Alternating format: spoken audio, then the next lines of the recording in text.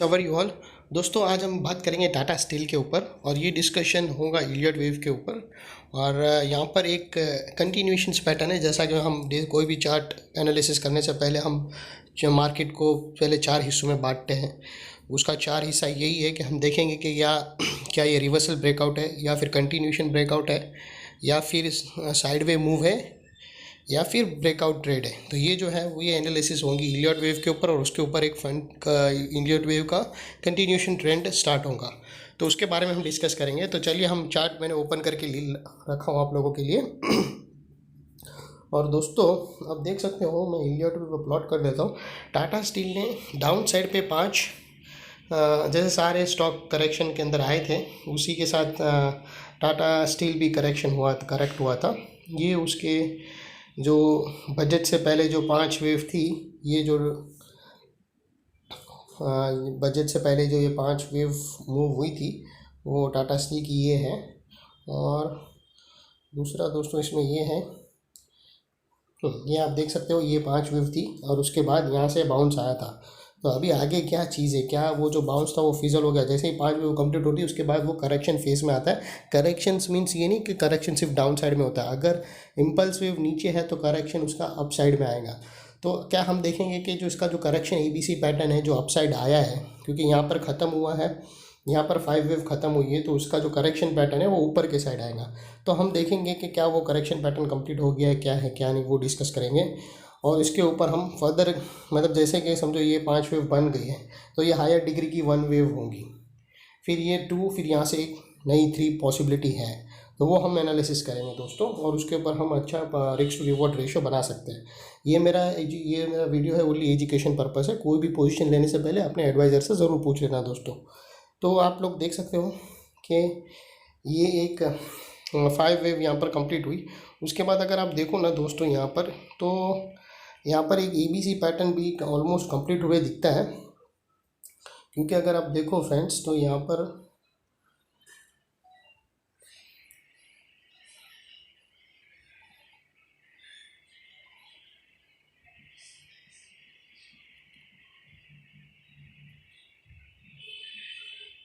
Friends ये ABC pattern यहाँ पर ABC पैटर्न कंप्लीट हुए दिख रहा है। और उसके बाद क्या हुआ कि ABC पैटर्न कंप्लीट होने के बाद स्टॉक फिर फर्दर थोड़ा सा यहाँ पर, अगर आप देखो तो ABC पैटर्न कंप्लीट होने के बाद स्टॉक यहाँ पर फर्दर और थोड़ा गिरा है। तो ये जो गिरावट है ना, क्योंकि अगर देखो बाय एनी चांस अगर ABC पैटर्न कंप्लीट नहीं होता ना, तो ये और बाउंस मारता है, लेकिन कहीं ना कहीं ये स्टॉक गिर चुका है। तो अभी यहाँ पर दोस्तों एक चीज़ बताता हूँ, एक अच्छा ट्रेड सेटअप है। आप ध्यान से मेरी बात सुनना, और आपको बताऊँगा कि ये जो चीज़ है ना, ये ABC पैटर्न, यानी अगर हायर डिग्री में अगर तुम कन्वर्ट करो, जब भी 5 वेव हो जाती है तो वो हायर डिग्री की 1 वेव हो जाती है। जैसा भी मैं आपको बता दूँ, ये जो 5 वेव हुई है, ये एक वेव 1 है, अभी ये वेव 2 है, अब यहाँ से वेव 3 आएंगी।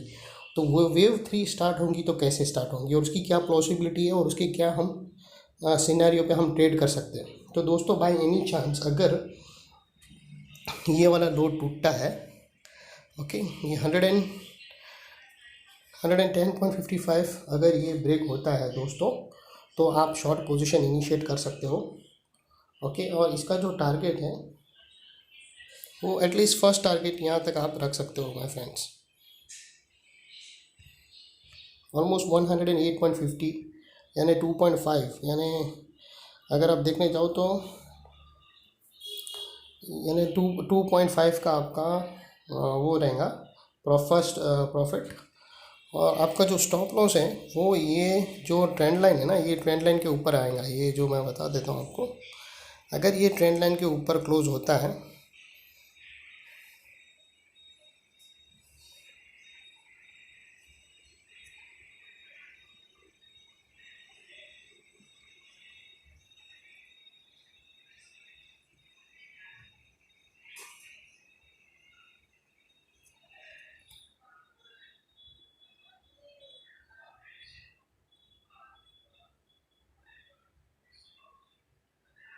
दोस्तों देखो, इसका जो स्टॉप लॉस रहेगा ना, वो एक्चुअली कोई कैंडल नहीं रहेंगी, लेकिन ये ट्रेंड लाइन के ऊपर ही जैसे ही अगर एक कैंडल क्लोज हो गई, तो फिर ये आपका स्टॉप लॉस रहेगा। एक कैंडल क्लोज होके उसके ऊपर सेकंड कैंडल ने उसका हाई तोड़ दिया, यानी ये आपका स्टॉप लॉस रहेगा, जो ये समझो यहाँ पर कोई कैंडल आके क्लोज हो गई, उसके बाद ऊपर चले गई दूसरी कैंडल, तो फिर वो आपका स्टॉप लॉस आएगा।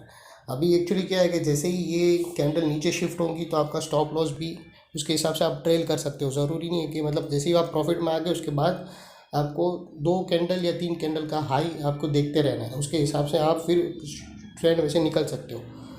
और ये उसका एक शॉर्ट पैटर्न्स बन सकता है दोस्तों।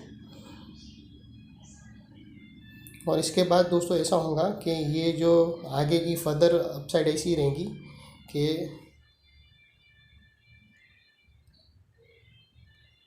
इसके आगे की फर्दर अपसाइड ये वेव 1 होगी, ये वेव 2 और ये वेव 3, उसके बाद वेव 4, फिर वेव 5, ऐसे होके स्टॉक कंप्लीट होगा। तो ये हम उसका यहाँ से ये अगर समझो उसके बाद और देखो इस 108 आवे तो आप और भी ट्रेल कर सकते हो, क्योंकि उसके बाद अगर ये 108 निकल गया तो उसके बाद सेकंड टारगेट है वो बहुत ही नीचे है और स्पीड में स्टॉक आएगा नीचे, और उसका जो सेकंड टारगेट है वो एक गैप है, वो गैप फिल करने आएगा, वो अराउंड 105 पॉइंट ये है। तो ये आपका सेकंड टारगेट हो जाएगा, क्योंकि ये फर्स्ट टारगेट आपका है 108.45 और आपका जो स्टॉप लॉस है वो आप